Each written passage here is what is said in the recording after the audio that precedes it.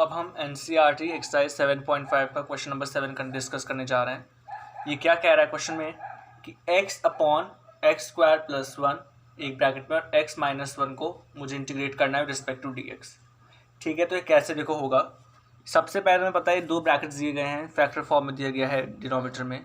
और देखो यहाँ पे क्या है, अगर मैं इसे खोलूँगा इन दोनों को मल्टीप्लाई करके डिनोमिनेटर के जो टर्म है, तो एक क्या होगी, ये एक 3 डिग्री इक्वेशन बनेगी। ठीक है ना, एक 3 डिग्री फंक्शन बनेगा। और ऊपर अगर मैं देखो न्यूमरेटर में, तो क्या है, एक लीनियर फंक्शन है। तो यानी जो डिनोमिनेटर का जो फंक्शन है वो बड़ा है कंपैरेटिवली टू न्यूमरेटर में जो फंक्शन है। ठीक है, तो यहाँ पे हम डायरेक्ट अब क्या अप्लाई कर सकते हैं, आपका पार्शियल फ्रैक्शन, वो ज़्यादा हमारा काम में आ जाएगा। ठीक है, तो देखो हम इसे कैसे प्रोसीड करते हैं। जो मेरा फंक्शन जिसको मुझे इंटीग्रेट करना है वो है क्या, x upon X square plus 1 एक ब्रैकेट में और x माइनस 1 एक ब्रैकेट में। ठीक है, अब इसको पैसे में लिख सकता हूँ a upon A X plus B upon X square plus 1, क्योंकि जो यहाँ पे क्या है, क्वाड्रेटिक इक्वेशन है। तो क्वाड्रेटिक इक्वेशन के न्यूमरेटर किस टाइप से हमेशा लिखा जाएगा, ए एक्स प्लस बी फॉर्म में। ठीक है, और ये जो है देखो ये तो लीनियर ही है, तो इसको c दे के एक्स अपॉन एक्स माइनस 1 लिख दो। ठीक है, ये फॉर्म अच्छे से आपको पता होनी चाहिए कि कब लिखी जाती है, जब ये क्वाड्रेटिक फॉर्म में ऐसे ब्रैकेट में दिया गया है। ठीक है, फैक्टर क्या है इसका निकालोगे तो एक बार क्या आएगा, +1 और एक बार -1। ठीक है, अब इसको मैं क्या करूँगा, देखो एलसीएम लेके x square plus 1 x minus 1, और यहाँ पे क्या इंटू होगा, ए एक्स प्लस बी से, अब यहाँ क्या इंटू होगा, एक्स माइनस 1 इंटू होगा, और सी से क्या इंटू होगा, एक्स स्क्वायर प्लस 1 इंटू होगा। ठीक है, और इस side x upon X square plus 1 x minus 1 तो चल ही रहा है। अब देखो बोथ साइड डिनोमिनेटर कॉमन है तो दोनों कैंसिल हो गए। ठीक है, अब ए एक्स तो ये आ गया और यहाँ पे क्या आया, a x square minus a plus b x minus b. ठीक है, और यहाँ पे क्या आया, plus c x square plus c. ठीक है, तो अभी क्या होगा, यहाँ पे कंपेयर करो। सबसे पहले क्या कंपेयर कर रहे हो, देखो कंपेयर कर रहा हूँ मैं कोफिशिएंट ऑफ एक्स। तो यहाँ पे क्या है, कोफिशिएंट ऑफ एक्स है। अगर मैं इस साइड देखूँ तो ये लेफ्ट हैंड साइड में 1 और राइट हैंड साइड में क्या है, और राइट हैंड साइड में क्या है, प्लस बी, सॉरी बी। ठीक है, और देखो यहाँ पे मैंने गलती कर दी है। ठीक है, तो यहाँ पे क्या है, राइट हैंड साइड में बी है, और देखो मैंने लेफ्ट हैंड यहाँ पे एक और गलती कर दी है, a x into x x square होता है और ए एक्स इंटू -1 क्या होगा, यहाँ पे भी एक्स आएगा। ठीक है ना, तो यानी क्या, यहाँ पे एक तो बी होगा और साथ ही साथ एक आपका -a भी होगा। तो पहला तो ये हो गया। अब मैं कर रहा हूँ, अब मैं कंपेयर कर रहा हूँ कोफिशिएंट किसके, coefficient of x to the power 0 के, यानी कांस्टेंट टर्म के। यहाँ तो लेफ्ट हैंड साइड में 0 ही है, राइट हैंड साइड में ऐसा कौन कौन सा टर्म है, -b प्लस c। तो यहाँ से मुझे क्या पता चल गया कि b इक्वल टू क्या है, c के। ठीक है, यहाँ से मुझे ये चीज़ पता चल गई कि b इक्वल टू क्या है, c के। ठीक है, अब मैं कर रहा हूँ कंपेयर कोफिशिएंट किन टर्म्स के, एक्स स्क्वायर के। ठीक है, और लेफ्ट हैंड साइड में तो कोई नहीं, तो यहाँ भी 0 है।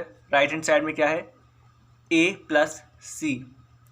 ठीक है, तो देखो a प्लस सी एक इक्वेशन आ गई है, और यहाँ पे क्या है, 1 equal to a minus a plus b, और मुझे पता है b प्लस सी है। तो इस इक्वेशन को देखो मैं क्या लिख सकता हूँ, इसको यूज़ करके मैं क्या लिख सकता हूँ, यहाँ पे 1 इक्वल टू -a प्लस सी, क्योंकि b इक्वल टू क्या है, c।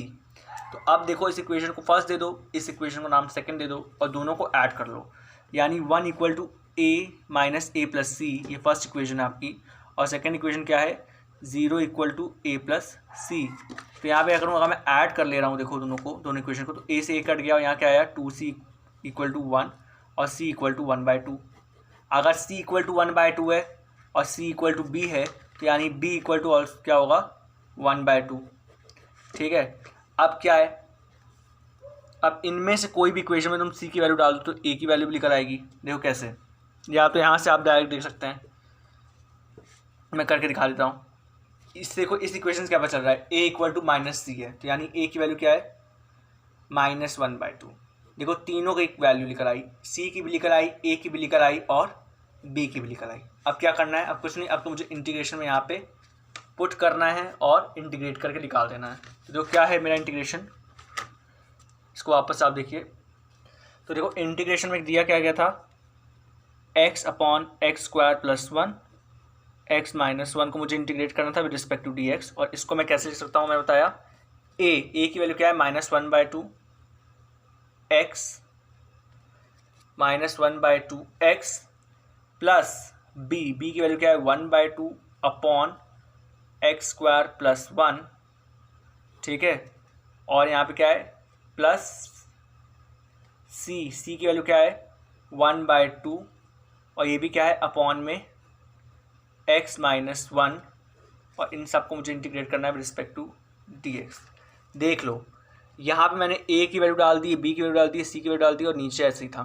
ठीक है, और dx के रिस्पेक्ट में यहाँ पे इंटीग्रेशन लगा दिया और dx लगा दिया, क्योंकि ये सब इक्वल टू क्या था, इस टर्म के इक्वल था जो अंडर लिखी गई है ब्रैकेट के, और dx राइट साइड में लेफ्ट साइड में दोनों जगह dx ऐड किया है और इंटीग्रेशन ऐड किया है। अब मैं इसको इंटीग्रेट कर दूंगा और इसका इंटीग्रेशन को आंसर निकलेगा। देखो कैसे करता हूँ मैं, तो देखो ये मेरा इंटीग्रेशन है। अब मैं यहाँ पे अलग अलग कर रहा हूँ सब कुछ।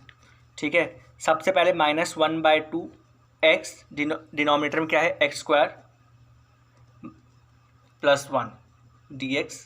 ठीक है, फिर 1/2 डिनोमिनेटर क्या है, x² + 1, देखो 1/2 x² + 1 और यहाँ भी आ गया dx। ठीक है, और यहाँ पे क्या है, देखो प्लस 1/2 x - 1 dx। ठीक है, तीनों को मैंने अलग अलग कर लिया। अब देखो तीनों को मैं करके इसमें पुट कर दूंगा, इसको नाम दे दो इक्वेशन 1, इंटीग्रेशन 1, इसको इंटीग्रेशन 2, इसको इंटीग्रेशन 3।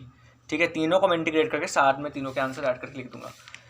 अगर आपको पेपर में आएगा तो आप उसको साथ साथ करो कि आपकी बोर्ड में जो शीट होती है थोड़ी हॉरिजॉन्टली बड़ी होती है कंपैरेटिव टू वर्टिकल, तो वो ज़्यादा अच्छा लगता है देखने में। मेरे पास अभी वर्टिकली पेज पड़ा है कंपैरेटिव टू हॉरिजॉन्टल, तो इसलिए मैं इसको हॉरिजॉन्टली नहीं करके वर्टिकल कर रहा हूँ। तो देखिए मैं इसको पहला इंटीग्रेशन करता हूँ। पहला इंटीग्रेशन क्या है मेरा, -1/2 x/x² + 1 dx।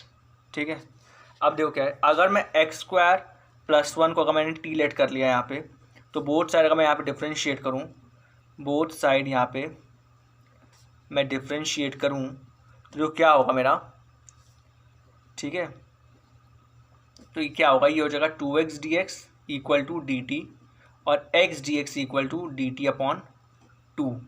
ठीक है, और यहाँ पे पुट कर दो तो क्या आया, -1/2 x dx की जगह क्या रख दिया मैंने, dt, और 2 है तो उसको बाहर निकाल लाओ तो यहाँ मल्टीप्लाई में 2 आ गया और x² + 1 की जगह क्या आ गया यहाँ पे, t। ठीक है, अब यहाँ पर तुम इसको इंटीग्रेट करोगे तो क्या आएगा, 1/4 ये हो गया और ये आया log t। ठीक है, t क्या होगा, मॉड में होगा। ठीक है, plus integration constant let's suppose c1। ठीक है, अब देखो ये क्या है, -1/4 log, अब t की वैल्यू क्या है, x² + 1। x² + 1 में मैं कुछ भी x की वैल्यू डाल दूँ, नेगेटिव पॉजिटिव कुछ भी, हमेशा वैल्यू आनी है पॉजिटिव। तो यहाँ पे अब मुझे मॉड की ज़रूरत नहीं है, तो मैं मॉड हटा लूँगा। तो क्या लग जाएगा उसकी वजह, अरे क्या मैं बोल रहा हूँ, उसकी जगह सिंपल ब्रैकेट लग जाएगा। ठीक है, तो ये चीज़ें ऐसे आपको समझनी है और ऐसे ध्यान रखनी है। ठीक है ना, हर कोई बताएगा नहीं कब आपको ब्रैकेट लगाना है कब नहीं लगाना है, ये आपको पता होना चाहिए कि अगर वैल्यू अंदर की लॉग में पॉजिटिव ही चाहिए मुझे, और अगर देखो ये यहाँ पे मैं चाहे एक्स में वैल्यू नेगेटिव डालूँ पॉजिटिव डालूँ कुछ भी डालूँ, हमेशा पॉजिटिव ही आने वाला है क्योंकि वो स्क्वायर है और 1 तो पॉजिटिव है ही, तो इसमें यहाँ पे मुझे मॉड लगाने की ज़रूरत नहीं। तो ठीक है, हमारा पहला इंटीग्रेशन हो गया। अब मैं दूसरा इंटीग्रेशन करके दिखाता हूँ। ठीक है, अब दूसरा इंटीग्रेशन क्या देखो दिया गया हमें, दूसरा इंटीग्रेशन दिया गया है 1/2 इंटीग्रेट 1/x² + 1। अब तो ये तो बहुत ईजी है। ठीक है, सिंपल tan इनवर्स x का इंटीग्रेशन है, तो 1/2 tan इनवर्स x प्लस यहाँ क्या कर दो integration constant, let's suppose c2 मैंने कर दिया। ठीक है, अब मैं दूसरा कर रहा हूँ। अब दूसरा क्या है मेरा, थर्ड इंटीग्रेशन, वो है मेरे पास 1/2 1/x - 1 dx का इंटीग्रेशन। अब ये यहाँ पे क्या होगा, यहाँ पे तुम क्या कर लो, let u equal to x minus one, ठीक है। बोथ साइड अगर मैं डिफ्रेंशिएट करूँ तो ये आया d x equal to d u, ठीक है। अब यहाँ पे पुट कर दो, पुट देखो कैसे कर रहा हूँ मैं, 1/2 तो 1/2 ही है, x माइनस वन की जगह क्या रख दिया मैंने u, और डी एक्स की जगह क्या रख दिया मैंने डी यू, ठीक है। अब इसको मैं अगर इंटीग्रेट करके निकालूँ तो क्या आएगा, 1/2 लॉग मॉड में u, ठीक है, प्लस इंटीग्रेशन कांस्टेंट c3। अब देखो u की वैल्यू क्या है, u की वैल्यू है x माइनस वन। अगर x की वैल्यू मैं यहाँ पे -2 रख दूँ, ठीक है, तो ये क्या आ जाएगा, -3 हो जाएगा। u की वैल्यू फिर क्या हो जाएगी, अगर मैंने x की वैल्यू -2 डाल दी, एक नेगेटिव वैल्यू, तो u की वैल्यू हो जाएगी -3। और लॉग के अंदर मुझे क्या चाहिए, हर चीज़ पॉजिटिव चाहिए। तो अब मैं यहाँ से मॉड नहीं हटाऊंगा क्योंकि ये वैल्यू नेगेटिव भी हो सकती है। तो मैं यहाँ पे 1/2 log mod x minus one plus integration constant c3 रखूँगा, ठीक है। यहाँ भी देखो मैंने हटा दी थी क्योंकि मुझे पता है ये चीज़ तो पॉजिटिव आने वाली है, पर यहाँ मुझे पता है ये चीज़ नेगेटिव हो सकती है अगर x की वैल्यू में नेगेटिव रख दूँ तो, ठीक है ना। पॉजिटिव हो सकती है और नेगेटिव दोनों हो सकती है, तो पॉजिटिव तो सही है, पर जो नेगेटिव के लिए काम पॉजिटिव कौन बनाएगा, तो मॉड बनाएगा, इसलिए मॉड लगाया है यहाँ पे। तो ये चीज़ें आपको ध्यान रखनी है। अगर कभी मैं कुछ आगे पीछे कर दूँ ऐसा, तो उसमें आप वो ये ना सोचिए मुझे आता नहीं है, बट हाँ मैं उस पर ध्यान ही देता हूँ कि अगर मॉड लगा हुआ है तो कोई प्रॉब्लम नहीं है। अगर वैल्यू पॉजिटिव भी है तो फिर कोई झंझट की बात नहीं, अगर नेगेटिव होगी तो पॉजिटिव बन जाएगी, ठीक है ना। पर आप इन चीज़ों का ध्यान रखिए। तो क्योंकि बोर्ड में है, और फिर डेफिनेटली अगर आपका फुल नंबर आ रहा होगा, 99 नंबर आ रहा होगा, तो एक नंबर के लिए ज़रूर से काट लेंगे ये, यही गलती समझ के आपकी, ठीक है। तो ये सब गलती ना रिपीट कीजिए। तो अब देखो मेरे तीनों इंटीग्रेशन क्या निकल आए, I3 I2 I1, ठीक है। और मुझे यहाँ पे अब ऐड करके मैं आंसर देखो लिख रहा हूँ कि क्या मेरा आंसर आया है, ठीक है। तो अब मैं तीनों integration I1 plus I2 plus I3 को ऐड करके आंसर लिख रहा हूँ, ठीक है। मेरा पहला इंटीग्रेशन का आंसर क्या आया था, I1 का मेरा आंसर आया था -1/4 लॉग x स्क्वायर प्लस 1, ठीक है। सेकेंड इंटीग्रेशन का मेरा क्या आंसर आया था, +1/2 tan इनवर्स x, और थर्ड इंटीग्रेशन का मेरा आंसर आया था +1/2 लॉग x माइनस वन, ठीक है। और क्या आया था, integration constant c1 plus c2 plus c3, ठीक है। अब मैं क्या करूँगा, अब integration constant c1 c2 c3 की जगह क्या रख दूँगा, c रख दूँगा। तो देखो को 1/2 क्या आ गया आंसर मेरा, tan inverse x 1/4 log x square plus 1 plus 1/2 log mod में x माइनस वन, और यहाँ पे एक इंटीग्रेशन c ऐड कर दो बजाय c1 c2 c3, पर यहाँ लिख दो अगर ऐसा किया है तुमने तो, where c equal to c1 plus c2 plus c3, ठीक है। मैं ज़्यादातर क्या करता था, ये इतना मैं c1 c2 c3 लिखता ही नहीं था, क्योंकि अगर आप हॉरिजॉन्टली कर रहे हैं पूरा एक लाइन में पूरा कर रहे होती हो, तो एंड में जब इंटीग्रेशन हो जाए तो एक इंटीग्रेशन कांस्टेंट c लगा दो। अगर पर आप इतने इंटीग्रेशन कांस्टेंट लेके चल रहे हैं c1 c2 c3, तो लास्ट में ज़रूर लिखो कि क्या है इंटीग्रेशन कांस्टेंट, किस में चेंज हो गया है, वरना पता चला कि इतने सारे कांस्टेंट लेके चल रहे हैं और एंड में गायब सारे हो गए, तो ठीक है ना। तो उसको फिर शो करना होता है कि क्या हो गया उनका, कहीं आसमान थोड़ा ना उड़ गए वो अपने आप। तो ये हो गया हमारा आंसर, मैं इसको मार्क कर दे रहा हूँ, ये हो गया हमारा आंसर क्वेश्चन नंबर 7 का, जो हमसे पूछा गया है एक्सरसाइज 7.5 में। So thank you for watching it.